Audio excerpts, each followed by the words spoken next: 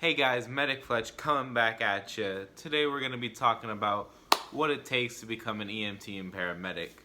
So when I say what it takes, I'm talking not just mentally and physically, but I'm talking about, what documents does it take, what you probably should have for the program, materials and stuff like that.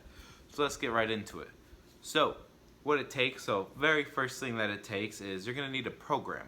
So any college or university or trade school that offers an EMS program is basically all you really need. Some colleges and universities will have a health service program, and EMT or paramedic will be maybe a extracurricular or just its own thing that you can go and get an AA. There's also programs that do joint, so you can go EMT straight into paramedic or EMT straight into fire and things like that nature. But sometimes with those programs, there's a couple more prerequisites that you need other than just the basics like you would in a trade school. So, for example, I know here in Florida, I know there's a college that they have there. You have to take anatomy and physiology class before you go into their paramedic program. Or in trade school, you're going to learn anatomy and physiology while you're in class. And that's just really where the difference between trade schools and college universities come by. As well as some trade schools aren't as accredited to transfer your credits over into a associate's degree, maybe with another college, but it all depends on your local area, and you just have to really just check your local colleges and universities, see what's going on with that. Trade schools. I myself personally went to a trade school. I'm going there for my medic program. I love it. First Response Training Group, #FRTG. But anyway, so for them, it's not really as cut and dry, but kind of is. You go there, you don't really need any prerequisites other than just the basic, documentation, which you're going to need for EMT and paramedic, which is basically all the same just about anywhere you are. So let's get into that. So the basic stuff that you're going to need before, after you find a program, you're going to obviously need to cover the cost, whatever that may be. Maybe $100, $1,000, $2,000, whatever it may be. And if it's paramedic, it's probably going to be a bit more expensive than that. So just in general, most, if not all, EMT programs are going to need you, or required for you to have your state driver's license. You're going to need basically a clean record. So no felony charges, no drug or abuse charges. Just more or less a clean record. I'm sure if you have a speeding ticket here or there, it's really just up to your program. You're going to need a 10-panel drug screen, which some places will do at your orientation. Some places they'll send you out because it gets done by a third party. You're also going to need, and this is one of the most important things with all EMT programs and medic programs, you're going to need a updated vaccine record. So basically, you're going to need your MMR, your chickenpox, your tetanus, and your tuberculosis, as well as your Hep B and your flu shot records. With Hep B and flu shot, those really depends on your program, but they shouldn't be. They aren't normally required.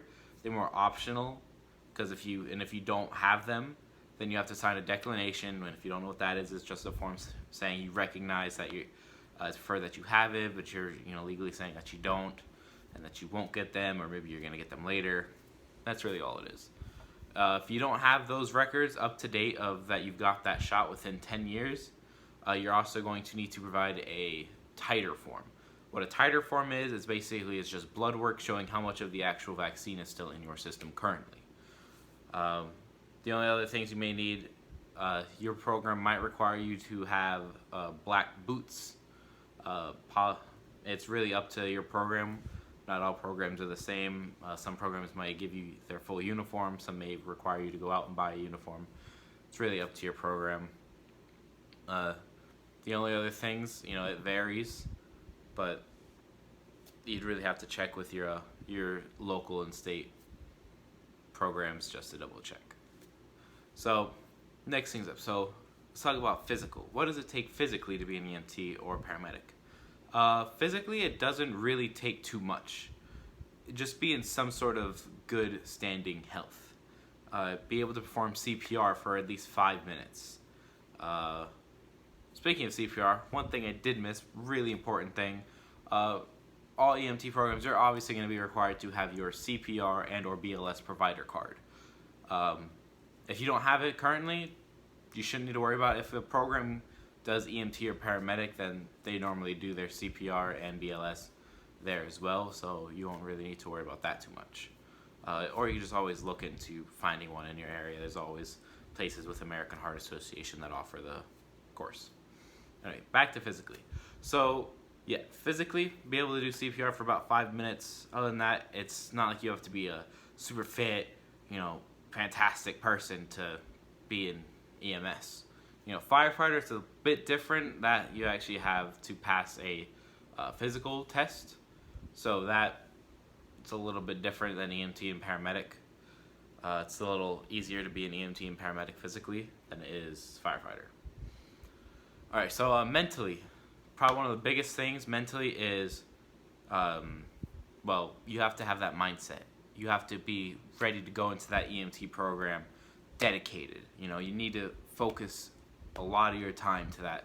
It's a lot of information in a short amount of time. To give you an example, this is the 11th edition of the EMT book. As of time of filming, this is the current book that is used. It is 1,500 plus pages. It is jammed packed with information, and you're going to need a lot of time to get to know it. And you are going to be very well acquainted. So if you have a social life other than, work or a family, wife, girlfriend, boyfriend, whatever the case is, then they, priorities. But if you have a social life where you go out to eat with friends or you watch movies, you're probably gonna have to give that up. I'm not saying you have to give it up forever, but just for a short amount of time, just 3 or 4 months, give or take how long your program is. And if it's medic, it's a tad bit longer. Most medic programs can be anywhere from 10 months, a year, 2 years. It really depends on your program again. But yes, you're probably gonna have to end up giving up your social life because you're going to need that time to study. Trust me, you will. Unless you're one of those people that have great memories, fast learner, such, and that you can just knock it all out. More power to you. But in my personal experience and my own advice, I would say you really need a lot of time. So yeah. What else? So other than being super dedicated to that program, you can't just go take something else and this is just a side thing and you're not worried about it, that you're thinking you're just gonna slide by and pass. That's not really the case. But anyway, so second things, mentally, you have to be ready to deal with, not everybody wants help. That's the sad truth. Going in EMS, we just want to help people, right? You want to go there and you want to get them to the hospital. You want to make them feel better. But the sad truth is that some people, you'll get to their house, 911 is called, and if they have the full decision capability of refusing care and signing that waiver saying they don't want to have treatment, you can't force them. Well, in the few situations where you call medical director, that's a whole other situation. But yeah, some people just don't want help, and it's sad, but you're gonna have to deal with that. It's you can't really force them. You can't always force something on somebody all the time. It's their body. They're choosing this. We're here to help them if they want help. Now, there is a whole other legal complication if a whole bunch of other stuff where you call medical director and get care and all this stuff. But that's another situation. Just generally, if a person is alert and orientated and they have full decision capability and they just don't want help, if they sign that form, they don't want help. That's probably one of the harder things dealing with in EMS other than, death, which brings me into my next topic, being able to deal with death. Death is a other big part of the EMS system. As a dispatcher, police, fire, EMT, medic, and death is also a big part of the situation. You have to learn how to, get through it healthy. You don't want it to, a patient dying on you. Yes, it's gonna be hard. It's gonna suck, and you never want that to happen. You're here to help people, and if they die, I hate to say it, but they die. You don't want someone's death to directly or indirectly affect another patient of yours, maybe even causing another death. You don't want that. So you really just want to find a good, healthy way to get through it.